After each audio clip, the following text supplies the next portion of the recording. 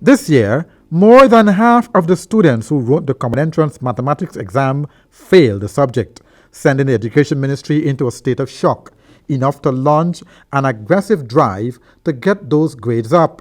The ministry is determined to address those critical areas to improve learning at all levels.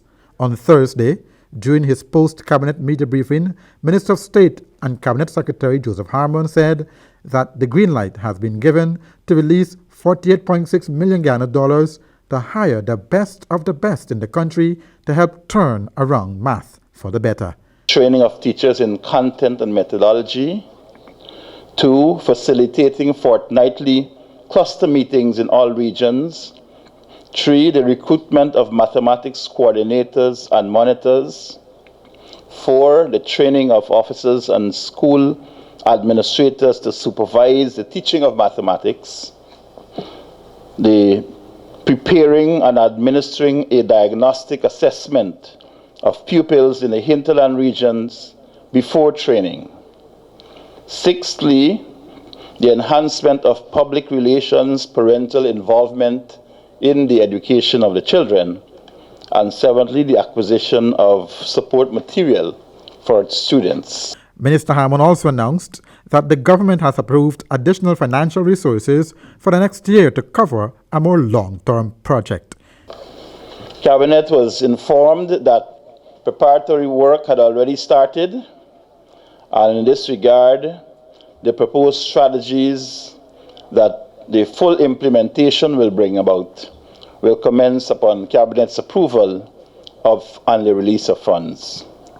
Having had a very thorough discussion on the matter, Cabinet approved the proposed plan and agreed to the allocation of a sum of $48,682,690 for the expenditure on the strategy that will deal with the issues before and up to the end of December 2016, and the allocation of a further sum to be spent on the strategy in 2017 and going forward.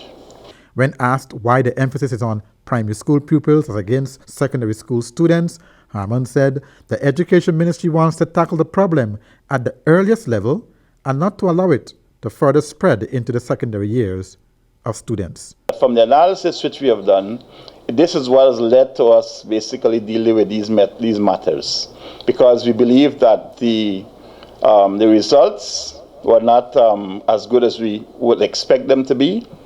The initial report indicating that this was a trend which had started even before we came into office, but we're not making a big meal out of that. We have to correct what we find, and we're working to correct it. The hinterland areas were most severely affected, and this is why we have a special program for the hinterland areas. Insofar as the results are concerned, the hinterland communities were more affected than the communities on the coastland. Just one final thing. Recently, the administration also announced a full review of the curriculum at every level of the public education system. The curriculum for some subject areas has not been changed in over a decade. Andrew Weeks reporting for Safe TV2 Headline News.